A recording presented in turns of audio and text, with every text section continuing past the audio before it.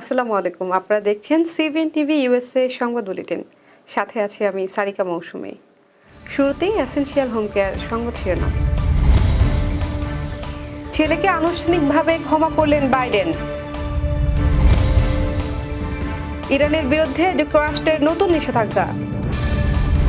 আগামী সপ্তাহে ঢাকায় আসছেন ভারতের পররাষ্ট্র সচিব। এবং বাড়াবাড়ি করলে নবাবের বাংলা, বিহার, উড়িষ্যা দাবি করব বললেন রিজভী। শুনছিলেন এসেনশিয়াল হোম কেয়ার সংবাদ শিরোনাম। এবারে বিস্তারিত। মার্কিন প্রেসিডেন্ট জো বাইডেন তার ছেলে হান্টার বাইডেনকে আনুষ্ঠানিকভাবে ক্ষমা করেছেন। এক বিবৃতিতে তিনি এই সিদ্ধান্তের কথা জানান। হান্টারের বিরুদ্ধে হওয়া মামলাগুলোকে উদ্দেশ্যমূলক এবং অন্যায় বলে উল্লেখ করেছেন বাইডেন। হান্টার বাইডেন এবছরের শুরুতে মাদক সেবন, কর ফাঁকি এবং অস্ত্র সম্পর্কিত মিথ্যা তথ্য দেওয়ার অভিযোগে অভিযুক্ত হন। সেপ্টেম্বর মাসে দুটি মামলায় যথাক্রমে 17 বছর ও 25 বছরের কারাদণ্ডে দণ্ডিত হন তিনি। প্রেসিডেন্ট হিসেবে ক্ষমার মাধ্যমে বাইডেন তার ছেলেকে এই সাজা থেকে মুক্তি দিয়েছেন।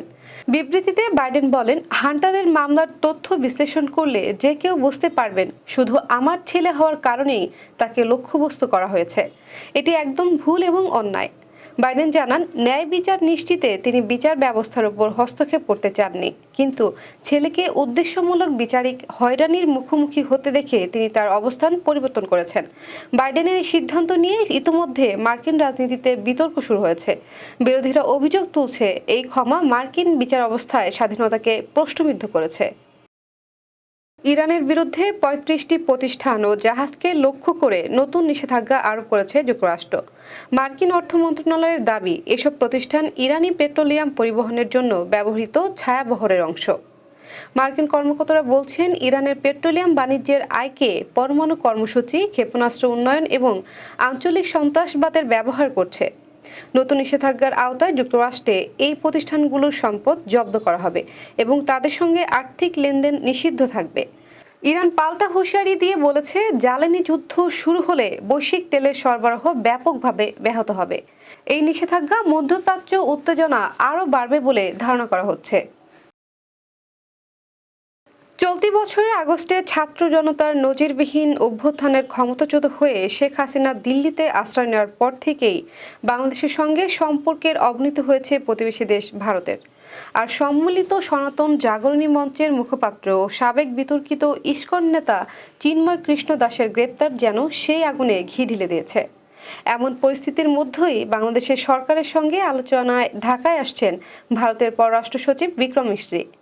এর আগে 2023 সালের নভেম্বর মাসে নয়াদিল্লিতে উভয় দেশের দুই পররাষ্ট্র সচিবের মধ্যে সর্বশেষ সংলাপ হয়েছিল।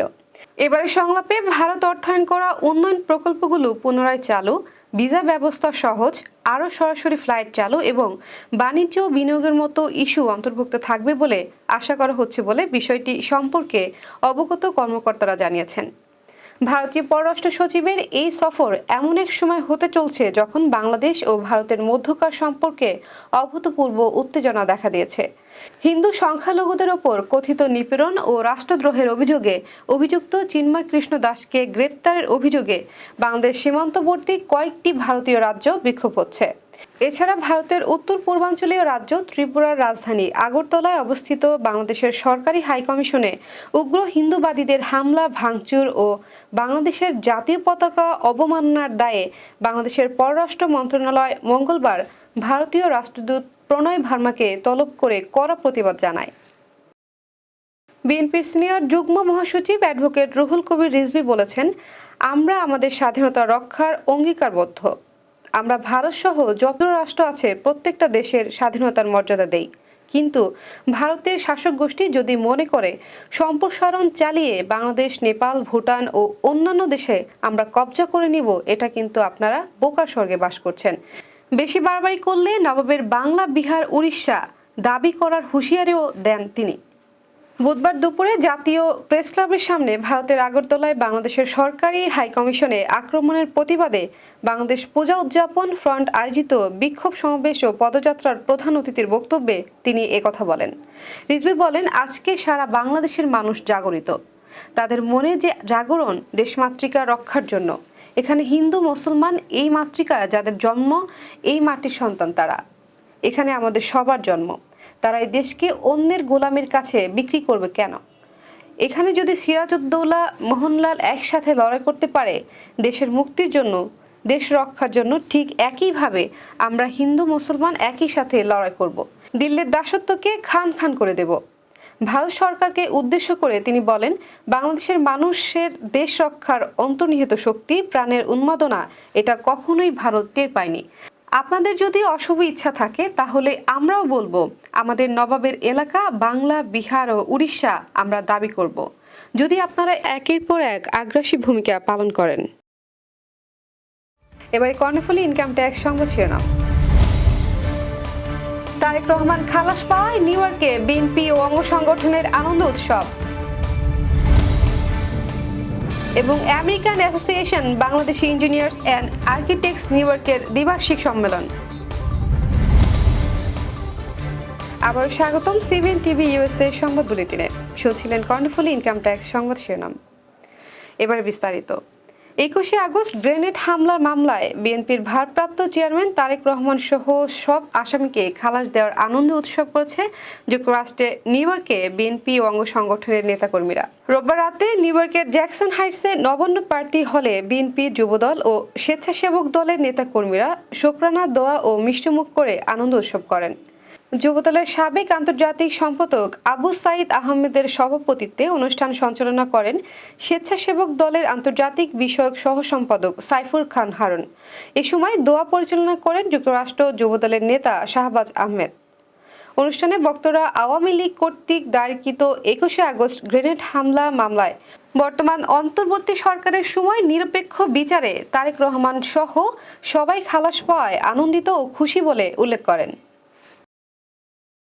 American association of Bangladeshi engineers and architects new York চ্যাপ্টারের দ্বিবার্ষিক সম্মেলন অনুষ্ঠিত হয়েছে।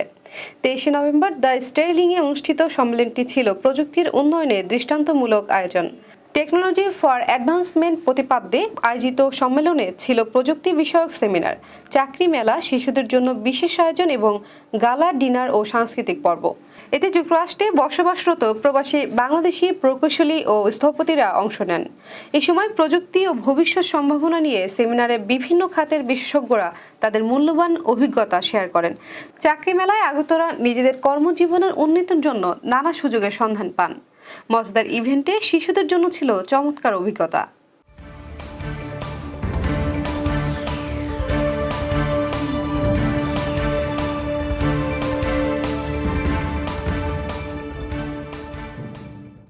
প্রতিদিনের উল্লেখযোগ্য ঘটনা কালক্রমে রূপ নেয় ইতিহাসে।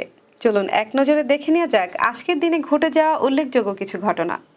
1534 সালের আজকের এই দিনে তুরস্কের সুলতান সুলেমান বাগদাদ দখল করেন। 1644 সালের আজকের এই দিনে শান্তি সম্মেলন অনুষ্ঠিত হয়।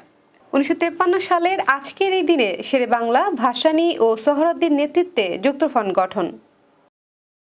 এই ছিল সিবিএন টিভি ইউএসএ সংবাদ বুলেটিনে। শেষ করছি পরবর্তী বুলেটিন দেখার আমন্ত্রণ জানিয়ে। এতক্ষণ সাথে থাকার জন্য ধন্যবাদ সবাইকে।